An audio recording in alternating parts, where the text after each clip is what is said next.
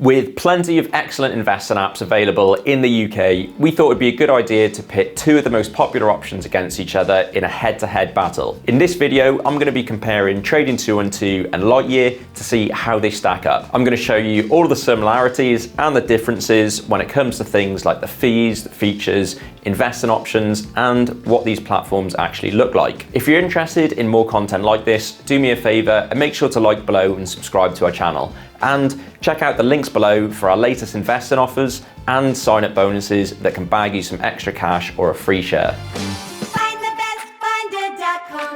These two platforms are fairly similar in their overall offering and target audience. They're both cheap, well-designed apps built for modern retail investors who are looking to build an investment portfolio without the drag of high fees. When it comes to their overall finder scores, Trading212 does beat Lightyear. Trading212 is our highest scoring platform right now, but Lightyear isn't far behind as it continues to make strides. In our latest Finder 2025 customer satisfaction survey, where we spoke to thousands of investors using these platforms, Trading212 did slightly better than Lightyear. 97% of users said they'd recommend Trading212 to a friend, compared to an admirable 90% of Lightyear users. Both Trading212 and Lightyear offer the option to use a stocks and shares ISA account, and both these platforms come with full FSCS protection, covering deposits of up to £85,000.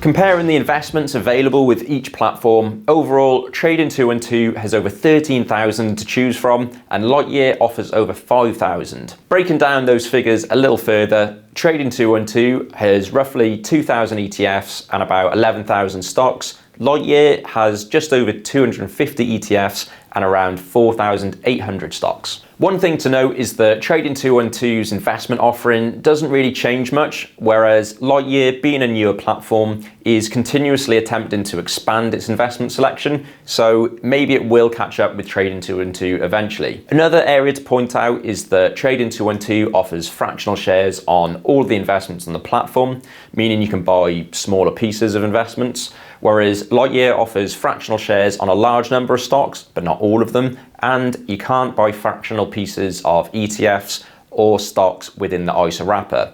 So there are some limitations to consider there. Alright, this is quite a biggie for most investors, and both these platforms score well when it comes to fees. Overall, Trading212 has one of the highest finder fee scores across all platforms. Lightyear's fee score is slightly lower, and so there are some differences there. The key difference in fees largely comes down to the investing commissions. Trading212 has no commission to buy or sell stocks and ETFs.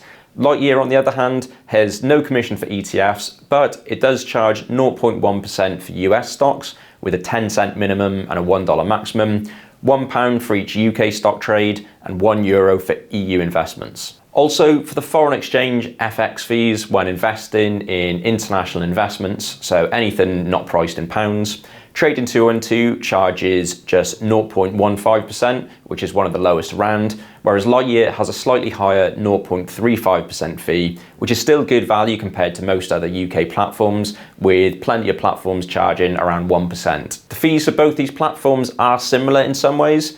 Both are free to hold accounts with, so there's no platform fees, and it costs nothing extra to use an ISA wrapper. Also, neither has any inactivity fees, and it's free to make deposits or withdrawals for the most part. With Trading212, if you deposit more than £2,000 by debit card or Google Pay or Apple Pay, there's a 0.7% fee. And with Lightyear, there's a 0.5% fast deposit transfer fee if you deposit more than £500 using those same methods. As I've mentioned, both these platforms offer the option to use a stocks and shares ISA wrapper, and what's even better is the fact that neither of them charge any extra fees to use these tax-efficient accounts. Another thing to point out is that both these stocks and shares ISAs are flexible. This just means that you can withdraw your money from the ISA and replace it in the same tax year without impacting your allowance. It adds a level of flexibility that you don't get with some ISAs elsewhere. Also, if you want a solid place to build up some cash savings, both platforms offer the option to use a cash ISA for free, and they're two of the best places around in terms of interest rates. The cash ISAs are easy access, so there's no restrictions or limits around how many times you can withdraw your money or anything like that. Outside of the cash ISAs, Trading212 and Lightyear both pay high rates of interest on idle cash in your account. This happens automatically with Trading212, but you need to move your money into one of Lightyear's vaults to earn the best interest rates there. In both cases, the money earns interest by essentially being invested on your behalf into low-risk, short-term investments. So keep in mind, these aren't banks. Any sort of investment can be susceptible to a level of risk that you might get out less than what you put in, however unlikely that may be. Unfortunately, neither platform offers any other sort of tax-efficient accounts like self-invested personal pensions or SIPPs.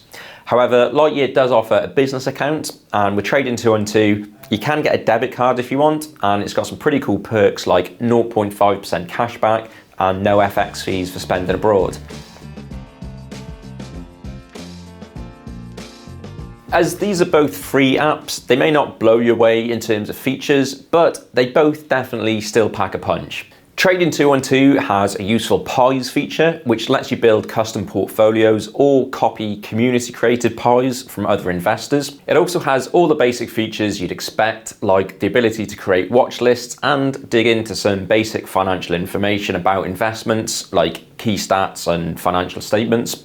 You're also able to use market, limit, stop and stop limit trading orders, and it offers 24/5 trading, so 24 hours a day, 5 days a week. On Lightyear, there's no community investing features, but you can access more investment info than what's available on Trading212. For example, alongside the key metrics and financials, you can also see analyst ratings and price targets, and you're even able to write your own personal notes for future reference. Like Trading212, you also get the option to use market, limit and stop orders. However, there's no out of hours trading. This is quite a tough area to judge because it could come down to personal preference. Personally, I think Lightyear looks better and is more intuitively designed. Both platforms have a lot packed into small but mighty apps. However, I think Lightyear is just a bit bolder and cleaner. Trading212 also made some design changes recently that a lot of users aren't particularly happy with. Like now when you open up your portfolio, you can see the total return and rate of return, which sort of complicate things over the long term. I think it was a bit of a case of if it's not broke, don't try and fix it, because no one was really asking for these design changes. The portfolio display as it was just fine. Lightyear, on the other hand, just feels slightly less cluttered, while arguably fitting in more resources for stock research and insights. Trading212 is a little bit busy in places, and the process of depositing and withdrawing cash feels like it takes a few more clicks than should be needed compared to Lightyear.